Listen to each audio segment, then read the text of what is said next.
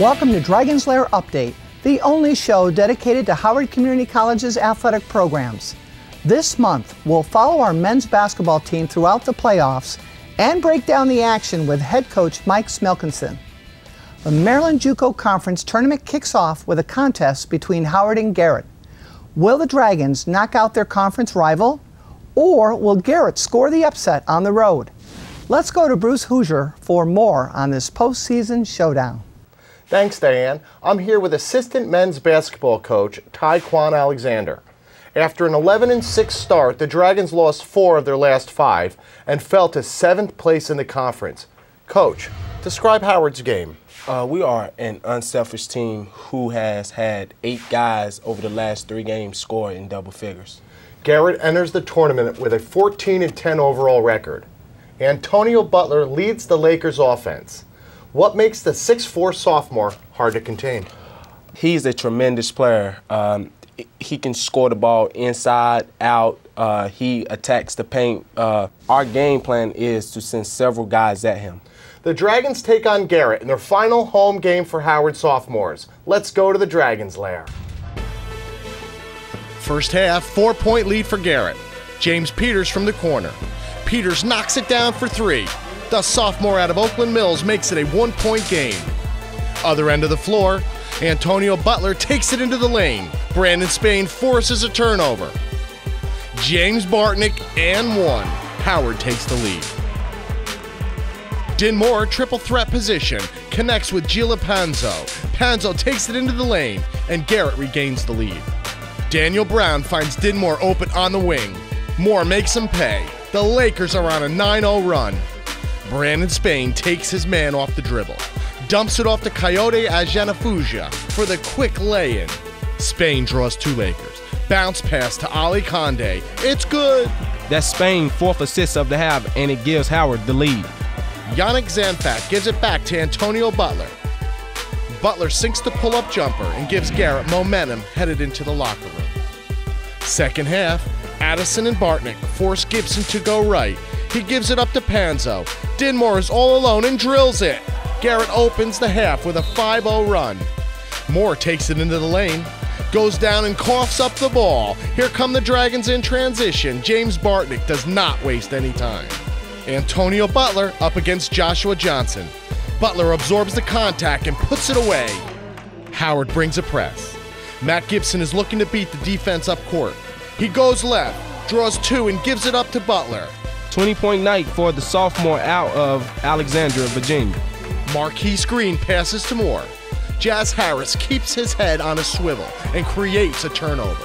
Heads-up play from Harris, and Howard regains the lead. After getting a stop on defense, Howard's looking to extend their lead. Johnson to Peters as Ajanafuja beats his man on the baseline drive. Big-time play from the freshman out of High Point High School. Now Spain is matched up against Gibson. Gibson moves to the top of the key. Spain beats him to the ball and charges ahead on the fast break. Brandon Spain throws it down. The Dragons are starting to wear down Garrett. Howard's lead is 7. Gibson takes the wide open 3. It's no good.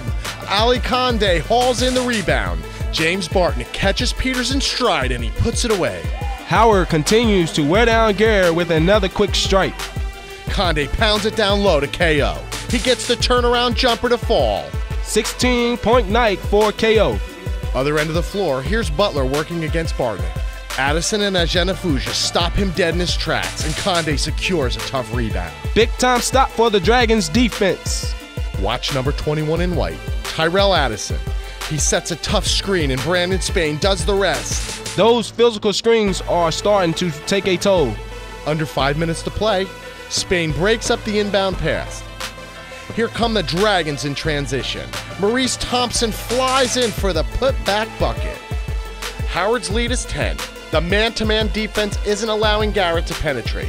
Marquise Green calls for the ball in the post as Ajanafuja forces a turnover. The Dragons move on to the Maryland Juco quarterfinal. Let's go to Matt Stovall for the Dragon Sports Radio postgame report. Brandon, how were you and your teammates able to take control of the game after it was, tight early on? Well, we went in the second half, and our coaches just told us we had to step it up rebounding, And then offensively, we just had to execute on our sets, and that's what we did, and we just took control of the game and never looked back. James, what do you think was the deciding factor in this game? I want to say when Brandon got his dunk, got everybody involved, the whole place was hype, and they didn't know what to do after that. That's when we had them. They folded. James, describe the feeling. This is your final home game here at Howard Community College. What did this game mean to you? It means a lot to me. Like, it just felt really good winning. 4-game losing streak, win 2 at home. I won on senior night, sophomore night. 2 big wins. I love it. Feels good. What does this playoff win do for you and your teammates' confidence? This is a lot of momentum going to Hartford, and we're probably going to play Hagerstown on Thursday, which we lost to by 5.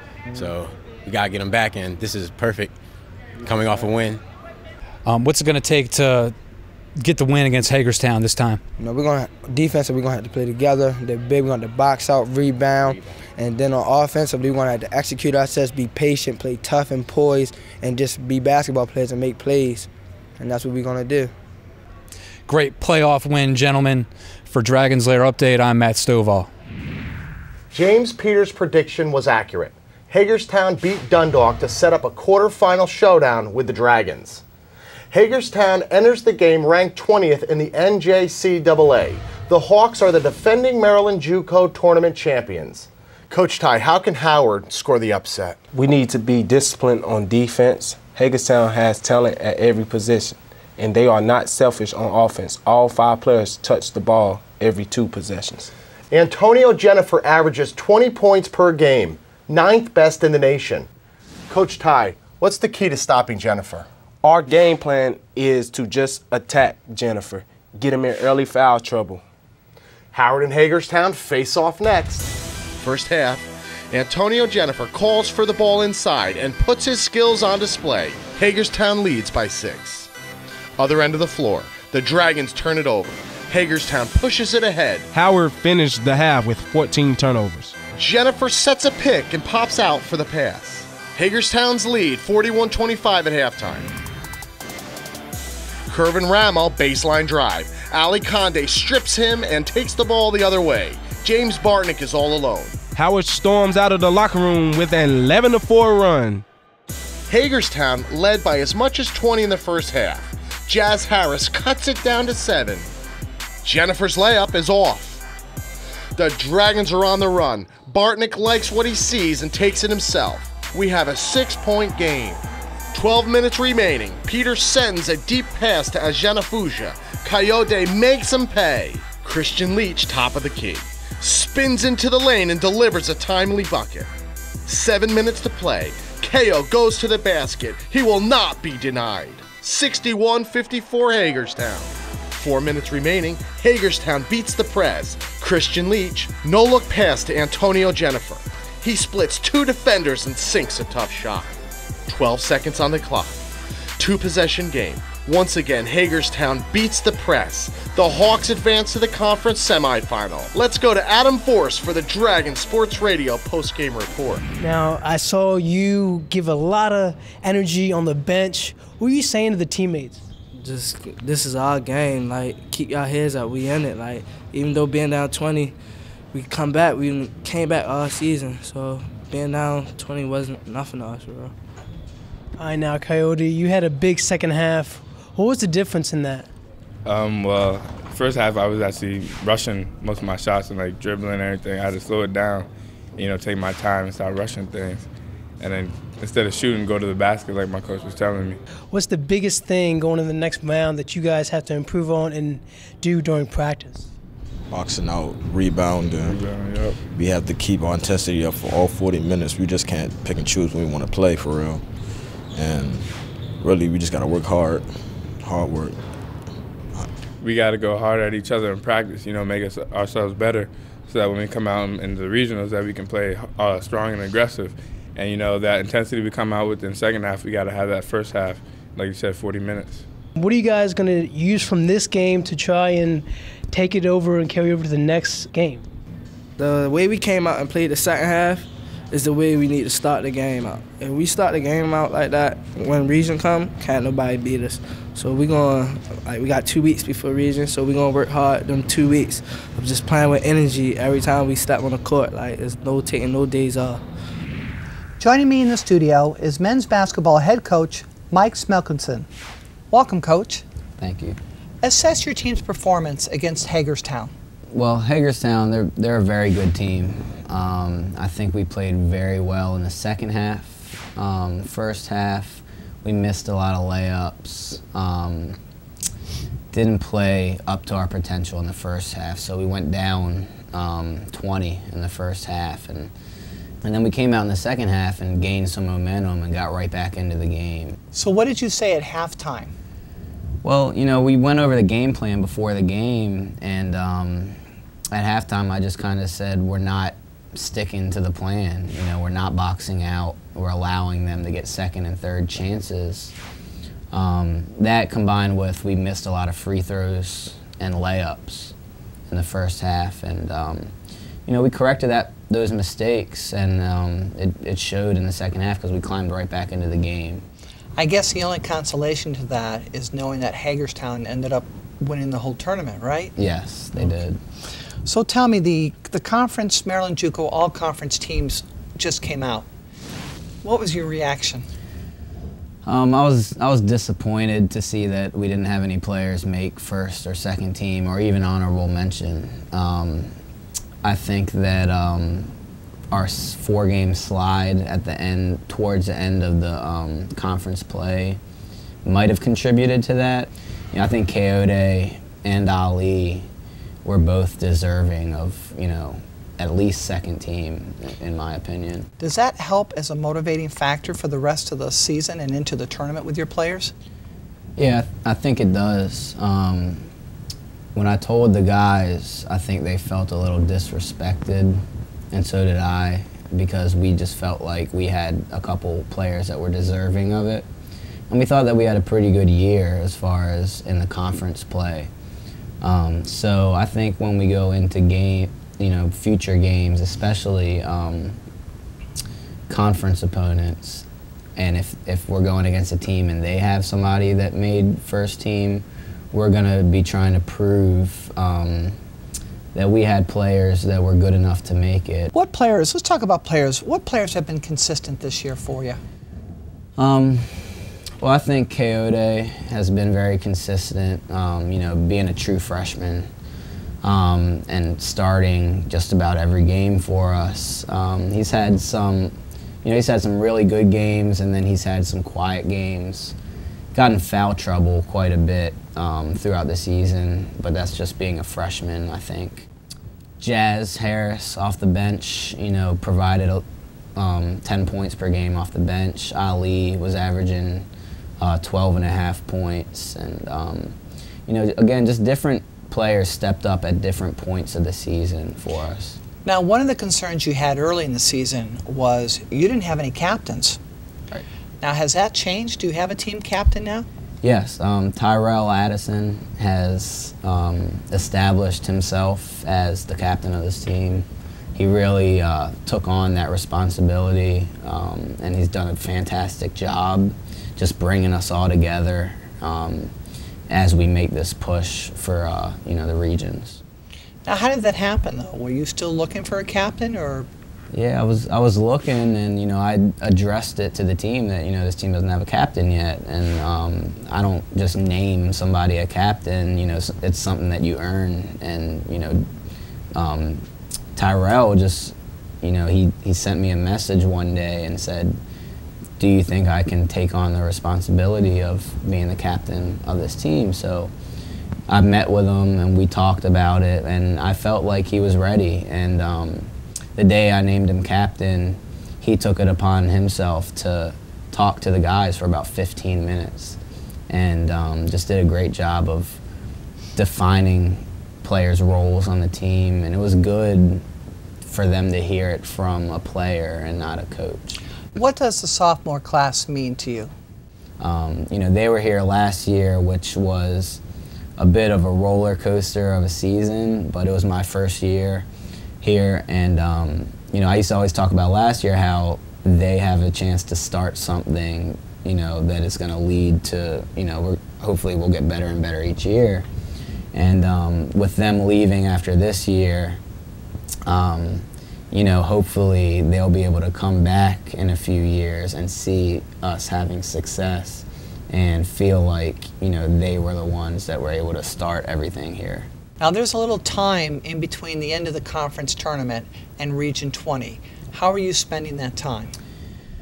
Well, I'd just say we got to get back in the lab, go to practice and try to fine-tune our stuff. A lot of individual skill development, you know, work on our moves, finishing around the basket, practicing game shots, and then just, you know, working on our defense and offense and things that we do as a team. And we just scheduled a game against Frederick. Frederick's a D1 team, so we're not going to see them in our region. But they're really good, and you know, I could have scheduled I call it a cupcake team to come to our place that we know we're gonna win. But for me, it's more about getting us ready, you know, for region. And I think that Frederick is probably better than any team that we'll face in the region. So that's my thought process. Now you said about ready. Let's talk about the schedule as a whole. Do you think the conference schedule helps prepare you for the Region 20 tournament? Yeah, definitely. I think our conference is really tough, having D1, D2, and D3 teams in it. So, you know, we get to play Baltimore City, we get to play Hagerstown, Frederick, and, you know, playing those D1 teams definitely gets us ready. And not only that, but our out-of-conference schedule this year was really tough. And right now, I think Spartanburg Methodist is #1 in the country, Division I, and we played them. We played Lewisburg, who's #1 in the country, D2, and we played Brookdale, who's #1 in the country, Division III. So, you know, we've had a really tough schedule, but I think it's good because it gets us ready for the region. Now let's talk Region 20 tournament. How is that formatted? Well, this year there's 2 sections in our region because we have a lot of teams on Region 20, so they broke it down into 2 sections.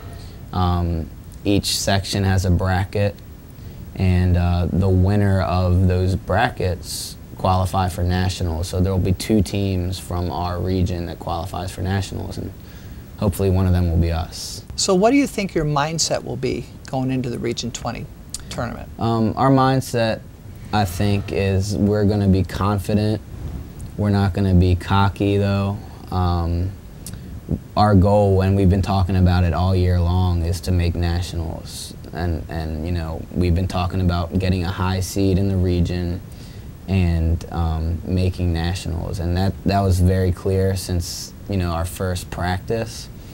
And guys are going to be fired up, and they're going to be ready for regions. And we're going to go into the game, whoever we play, thinking and expecting to win.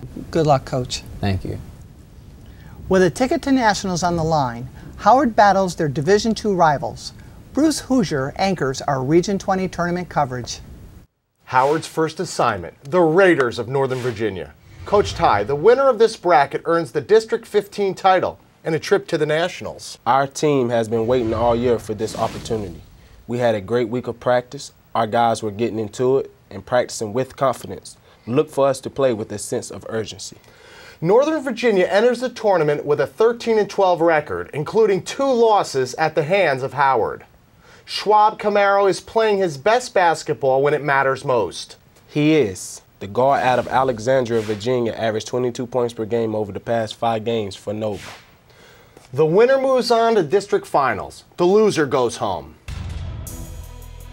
Nova showing finesse early, passing around the horn. 3-pointer up and in, late extended to 7. Harris and Maurice Thompson all over Mason, forcing a turnover. Brandon Spain with the theft, takes it the other way, up to Harris, lays it in and cuts the lead to 2. James Bartnick setting up the play for Howard, passes to Spain, over to Harris. Nothing but net. 3 minutes left in the half, great ball control by Spain. Over to Harris, who knocks it down. That's Jasmine's second 3-pointer of the night. Howard leads 34-25. Jabby takes it up court for Nova. Shoot, Denied by the big man Thompson. Spain showing off his skills. Top of the key, drives it to the board and lays it in for 2. Howard starts second half on track. Joshua Johnson, high pass to Coyote. Dribbles, head fakes, and drops it in for 2. Refusing to give up. Nova takes it the other way. Up to Kilday. Drives it home and lays it up. Howard leads 52-42. Genefuja takes the pass. Feeling pressured, spins once, spins twice. Fall away jumper for 2. Bartnick bounce pass to Genefuja. Too much power for Kilday. Jumper good. Northern Virginia cuts the deficit to 6 with Camaro draining a 2. Genefuja handles the pass from Bartnick and lays in the jumper to extend Howard's lead 68-62 with 5 minutes left in the contest. James Peters with a defensive rebound takes it coast to coast. Stutter step, spins, and lays it in for 2. Nova pressing with a minute left. Too little, too late, as Genefuja slips a pass to Thompson for the grand slam dunk. Let's go to Matt Stovall for the Dragon Sports Radio postgame report. Coyote, how were you able to be so dominant on the glass?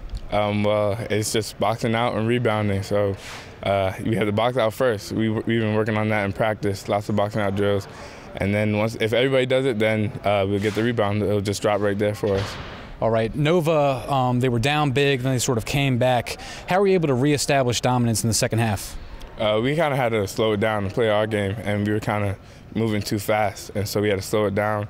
You know, work on defense, boxing out, getting those rebounds, stopping them from getting second chance points, and then coming down and executing on the offensive side.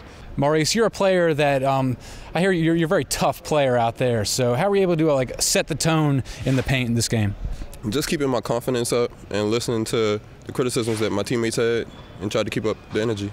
Maurice, how amped up are you for tomorrow's championship game? Very. There's no word to describe it. I'm ready to get this and head to Illinois. Great playoff win, gentlemen. For Dragon's Lair Update, I'm Matt Stovall. Next, the highest remaining seed takes on the district's most dangerous challenger. Howard and College of Southern Maryland battle it out for the title. CSM is riding high after scoring the upset over Chesapeake. Bruce, College of Southern Maryland is a scrappy team.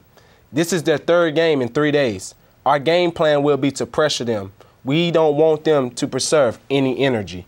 It's time to settle it on the court. Howard and CSM face off in the district championship. Let's take you to the second half. Howard has a 1-point lead. The Hawks force a turnover. Devin Brown puts it away in transition and gives CSM the lead. Jazz Harris from the corner. Harris makes him pay. The Dragons reclaim the lead. Troy Cummings takes it to the lane. He's turned away by Maurice Thompson. Howard's on the run. College of Southern Maryland hustles back on defense. Thompson gets inside and does some damage. This is what we need from Maurice. Tough and physical plays. 7 minutes remaining. Quentin Dotson on the drive. He dumps it off to Sheldon Thorne. 8 unanswered points from CSM. The Hawks are taking us to the basket. College of Southern Maryland is scoring at will. Coach Mike Smelkinson goes small. Puts Ali Conde at the 4th spot to match up better, and it pays off. Here come the Dragons. Brandon Spain's layup brings Howard back within 5. James Bartnick to Conde. Incredible effort from the freshman out of Laurel. He converts on his way to the line. 2 minutes remaining. 3-point lead for CSM. Brandon Spain takes it inside and comes up with a tough bucket. 80 seconds on the clock. Howard's locked in on defense. Bartnick forces a turnover. Bartnick to Conde. The Hawks all-conference guard fouls out. Conde would make it a 2-point game. Final minute. Juwan Cole handles the ball for CSM. Cole forces overtime with a pull-up jumper. Isaac Fullwood up against Brandon Spain. Good defense as Genefuja hauls in the rebound. Bartnick sends it ahead to Conde. Ali Conde gives Howard the lead. Next possession. Conde's at the line for Howard. That's a huge tip-in off the missed free throw. Clutch play from James Peters. Howard has a 4-point lead. Bartnick with the block. Sends it across to Conde. The Dragons are fired up.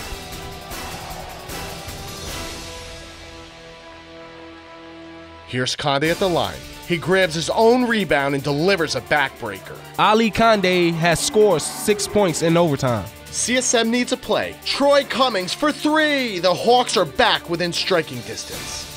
2 minutes remaining in overtime. Bartnick to Spade. Howard's lead is back to 6. Beautiful cut by Brandon Spain. 10 seconds to play. Spain slips through 2 defenders. Condé with a big-time tip-in. 6 seconds. Peters inbounds to Bartnick. James Bartnick converts both free throws to give Howard a 5-point lead. The Dragons are going to nationals! Let's go to Matt Stovall for the Dragon Sports Radio post-game report. Coach Smelkinson, I want to hear what went into this championship. Well, it's just all the hard work that we've, gone through these past 5 months finally paid off today. I think our strength of schedule, all the tough games that early on in the season, we talked about this all year long, was getting a good seed and putting us in position to win the regions and then winning the regions. And it all came together today for us. Tournament MVP Brandon Spain. Talk about your performance in this game. You were attacking the rim. What was your mindset like out on the court? Well, I seen they were in the zone and they were really trying to put pressure, so the gaps were there. Coach told me to attack the gaps and finish, and that's what I did.